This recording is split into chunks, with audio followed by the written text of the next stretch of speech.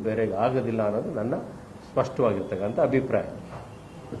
B.R. Patil ಅವರು ಭಾಳ ಸ್ಪಷ್ಟವಾಗಿ ಸಂಪೂರ್ಣ ವಿವರವನ್ನು ಕೊಟ್ಟಿದ್ದಾರೆ. ನಾನು ಹೆಚ್ಚಿಗೆ ವಿವರವನ್ನು ಕೊಡಲಿಕ್ಕೆ ಬಯಸೋದಿಲ್ಲ.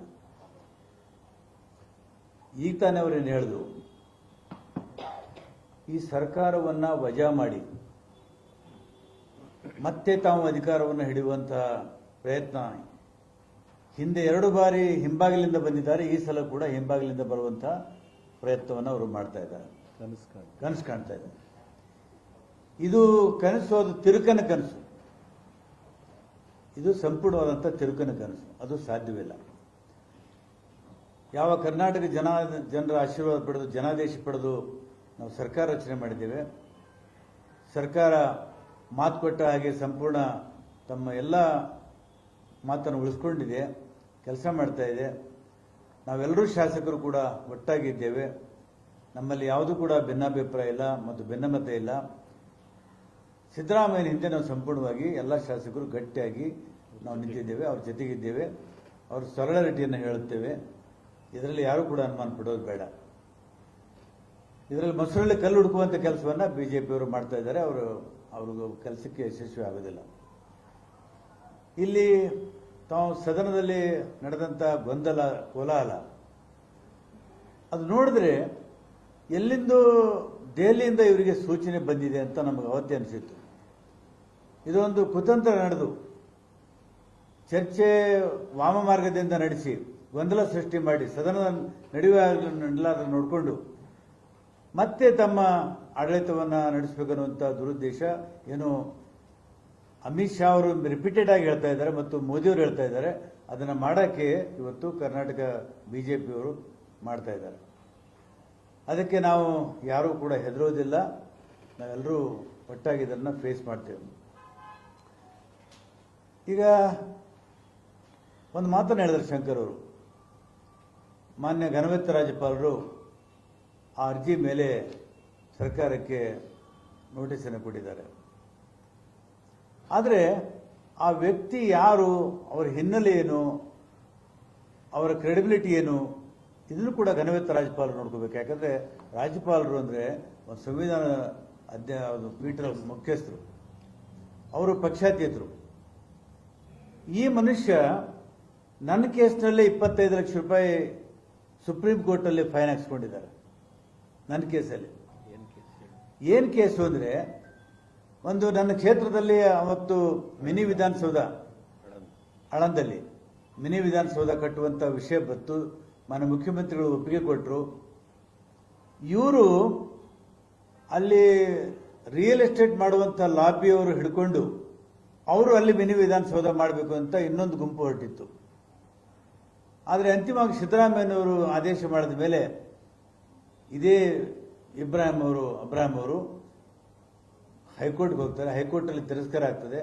ಸುಪ್ರೀಂ ಕೋರ್ಟ್ಗೆ ಹೋಗ್ತಾರೆ. ಸುಪ್ರೀಂ ಕೋರ್ಟಲ್ಲಿ ಅವತ್ತು ನಾನು ಕೂಡ ದೆಹಲಿಯಲ್ಲಿದ್ದೆ. ನನ್ನ ಕ್ಷೇತ್ರ ಅಲ್ಲಿ ನಾನು ನೋಡಿದೆ, ಒಂದು ನಿಮಿಷ ಕೂಡ ನೋಡಲಿಲ್ಲ, ಎತ್ತಿ ಬಿಸಾಕಿದ್ರು ಸುಪ್ರೀಂ ಕೋರ್ಟ್ ಜಡ್ಜಸ್. ನಿನಗೂ ಆಳಂದಕ್ಕೆ ಏನು ಸಂಬಂಧ ಅಂತ ಕೇಳಿದ್ರು.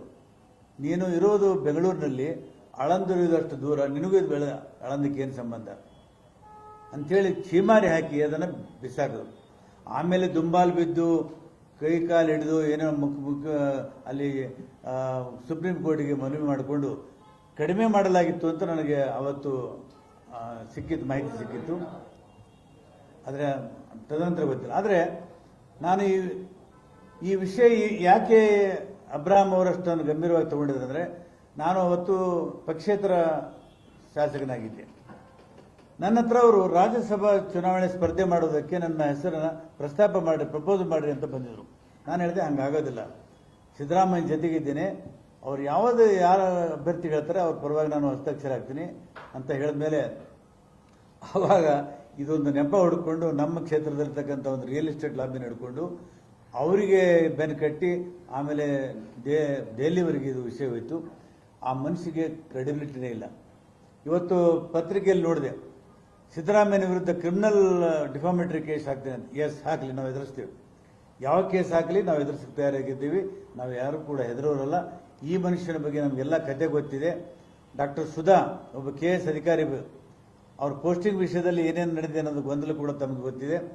ಆಮೇಲೆ ಇನ್ನೂ ನಮ್ಮ ಪಕ್ಕದಲ್ಲೇ ನಮ್ಮ ಗೆಳೆಯ ಸುದರ್ಶನ್ ಅವರು, ಅವ್ರ ಮೇಲೂ ಪಬ್ಲಿಕ್ ಕಮಿಷನ್ಗೆ ನೇಮಕಾತಿ ಆಗುವಾಗ ಅವರಿಗೂ ಕೂಡ ಅವ್ರ ಮೇಲೆ ಒಂದು ಅರ್ಜಿ ಕೊಟ್ಟು, ರಾಜ್ಯಪಾಲರಿಗೆ ಅರ್ಜಿ ಕೊಟ್ಟು, ರಾಜ್ಯಪಾಲರು ಅದನ್ನ ಎಕ್ಸಾನರೇಟ್ ಮಾಡಿ ಕಳಿಸಿದ್ದನ್ನ ಎಲ್ರಿಗೂ ಕೂಡ ಗೊತ್ತಿದೆ. ಅಂದ್ರೆ ಈ ಮನುಷ್ಯ ಯಾವತ್ತೂ ಬ್ಲ್ಯಾಕ್ ಮೇಲ್ ಮಾಡುವಂತ ದಂಧೆ ಇರುವಂತ ಮನುಷ್ಯ. ಇವರಿಗೆ ಬೇರೆ ಉದ್ಯೋಗವಿಲ್ಲ. ಇದೇ ಮನುಷ್ಯ ಮತ್ತೆ ಹನುಮಂತನ ಹತ್ರ ಹೋಗಿ ಏನ್ ಹೇಳಿದಾರಂತ ಅವರು ಬೇಲವ್ರು ಹೇಳ್ತಾರೆ. ಅಂದ್ರೆ ಈ ಬ್ಲ್ಯಾಕ್ ಮೇಲ್ ಮಾಡುವಂತ ದಂಧೆಗೆ ಮಾನ್ಯ ಘನವೆತ್ತ ರಾಜ್ಯಪಾಲರು ಬಲಿ ಬೀಳಬಾರ್ದಾಗಿತ್ತು. ಆ ಮನುಷ್ಯನ ಮಾತಿಗೆ ಇವರು ಕಿವಿ ಕೊಡಬಾರ್ದಾಗಿತ್ತು. ಆ ಕ್ರೆಡಿಬಿಲಿಟಿ ಏನು, ಅವರ ಹಿನ್ನೆಲೆ ಏನು, ಅವರ ಆಧಾರ ಏನು, ಮೂಲ ಏನು ಎಲ್ಲ ನೋಡ್ಕೋಬೇಕಾಗಿತ್ತು ಅಂತ ನಮ್ದು ಇಷ್ಟೇ. ಹಾಗಾಗಿ ಏನು ಇವತ್ತು ಅಬ್ರಾಹಂ ಅವರು ಮುಖ್ಯಮಂತ್ರಿಗಳ ಮೇಲೆ ಕ್ರಿಮಿನಲ್ ಮೊಕದ್ದಮೆ ಹಾಕ್ತೀನಿ ಅಂತ ಹೆದರಿಸ್ತಾ ಇದ್ದಾರೆ. ನಾವು ಯಾರೂ ಕೂಡ ಹೆದರಿಕೆ ಬಗ್ಗವರಲ್ಲ. ನಾವು ಅದನ್ನು ಎದುರಿಸ್ತೀವಿ, ಕಾನೂನಾತ್ಮಕವಾಗಿ ಎದುರಿಸ್ತೀವಿ, ಜನರ ಮಧ್ಯೆನೂ ಕೂಡ ಎದುರಿಸ್ತೀವಿ. ನಾವೆಲ್ಲದರೂ ಕೂಡ ಇಲ್ಲಿ ಎದುರಿಸಿ ನಾವು ಖಂಡಿತವಾಗಿ ಇದರಲ್ಲಿ ಜಯ ಗಳಿಸ್ತೀವಿ. ಮತ್ತು ಈಗಾಗಲೇ ಜಸ್ಟಿಸ್ ದೇಸಾಯಿ ಕಮಿಷನ್ ಎನ್ಕ್ವೈರಿ ನಡೆದಿದೆ. ಅದರ ಬಗ್ಗೆ ಎನ್ಕ್ವೈರಿ ಆಗ್ತದೆ, ಅದು ಸತ್ಯ ಹೊರಗೆ ಬರ್ತದೆ. ಅಲ್ಲಿವರೆಗೆ ನಾವೇನು ಹೇಳಕ್ಕೆ ಬಯಲ್ಲ. ಹಾಗಾಗಿ ಇವತ್ತು ಈ ಮನುಷ್ಯನ ಬಗ್ಗೆ ನಾನು ಇಷ್ಟೇ ಹೇಳಲಿಕ್ಕೆ ಬಯಸ್ತೀನಿ. ಇವರೊಬ್ಬ ಬ್ಲ್ಯಾಕ್ ಮೇಲ್ ಮಾಡುವಂಥ, ದಂಧೆ ಮಾಡುವಂಥ ಉದ್ಯೋಗ ಇರುವಂಥ ಮನುಷ್ಯ. ನಮ್ಮ ಪಕ್ಷ